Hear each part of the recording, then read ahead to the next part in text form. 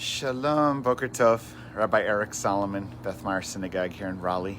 Little more morning Torah on this Shabbat Va'era and approaching the great holiday on Monday of Martin Luther King's birthday. I want to teach about Pharaoh. So in this week's Torah portion, we are in the middle of the Exodus story, kind of making our way through the beginning, middle section of the Exodus story in this Torah portion. And we are dealing with the plagues. And in one of the theological challenges in this section or part, dealing with the 10 plagues, is that for the first 5 plagues, there's actually a very interesting, nuance in the text. It says that Pharaoh's heart was hardened. This is the first 5 plagues. Early on, it says, God says, I'm going to harden Pharaoh's heart. He's not going to listen to you, Moshe and Aaron. He's not going to let you go. So that's already complicated. But then it just uses the passive tense, God, that Pharaoh's heart is hardened. But then it changes in 6 through 10 and says that God specifically hardens Pharaoh's heart. And this is actually a very challenging, complicated situation. What does it mean? If we're enslaved to Egypt and it was because Pharaoh hated us, anti-Semitism, okay. But what does it mean that God hardens his heart and therefore, leads? Does that mean that Pharaoh has no free will? Did Pharaoh do this by choice? Did God force him to do that? It's its own set of theological questions. But one of the answers I really find powerful, and it comes up in the Midrash, and it also comes up, Abraham Joshua Heschel also says this as well. So why is this transition from the passive tense, Pharaoh's heart was hardened, to the latter 5 where God directly hardens his heart? And the answer that Heschel brings, which I think is profound, is that at first, Pharaoh had more agency. Pharaoh saw our people, enslaved our people, were suffering, and he could have let us go. He was given plagues and incentive to go, but he hardened his heart. He became insensitive. He became strong in his hatred, his lack of consideration for the other, and therefore he wouldn't let us go. But it happens so many times, consistently, when a human being lets or causes a heart to be hardened, then over time it gets stuck. It becomes stone. And in fact, it's set on a course. Kind of reminds me of that famous Maya Angelou quote, when someone shows you who they are the first time, believe them.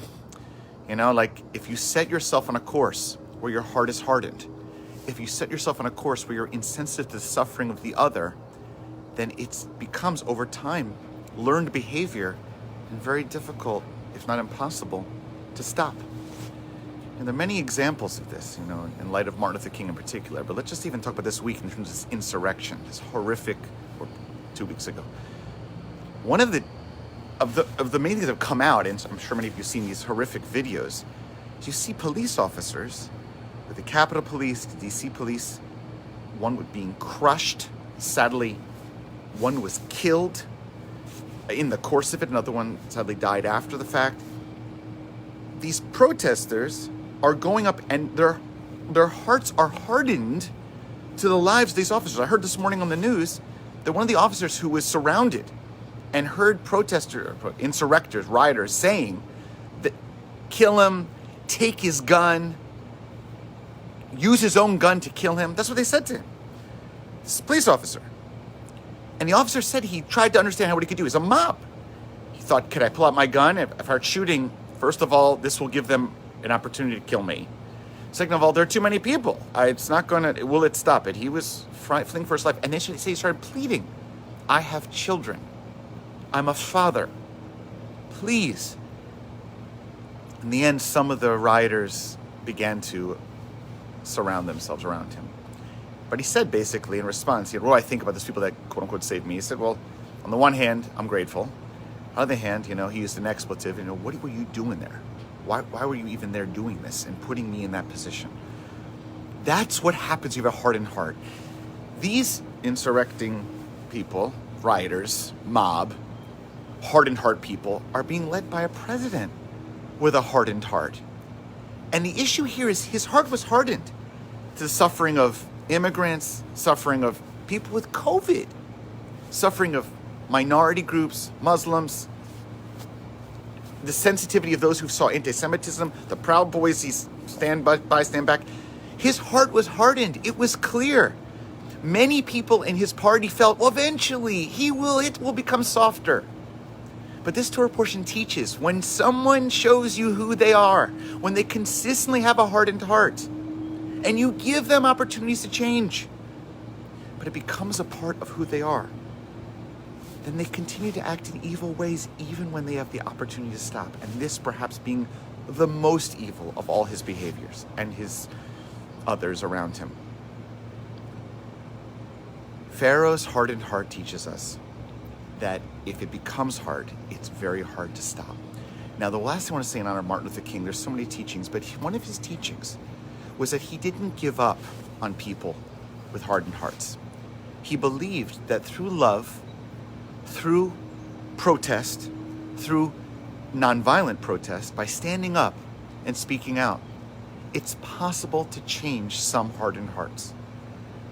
But let's be clear. It didn't change all hardened hearts. Some, yes.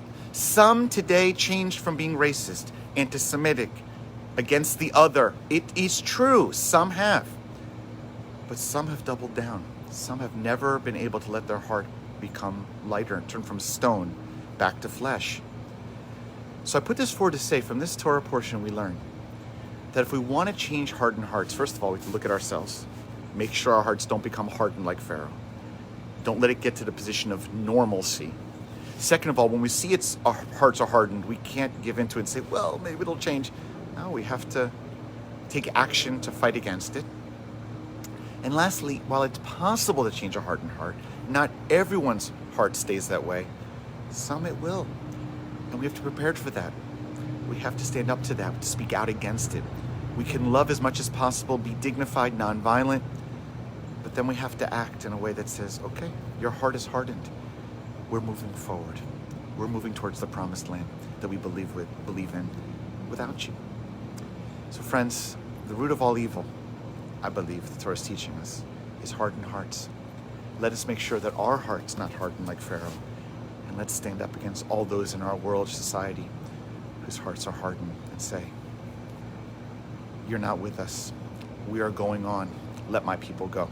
We're going to the promised land if necessary without you. Wishing all a Shabbat where our hearts are softened, not hardened. Shabbat Shalom.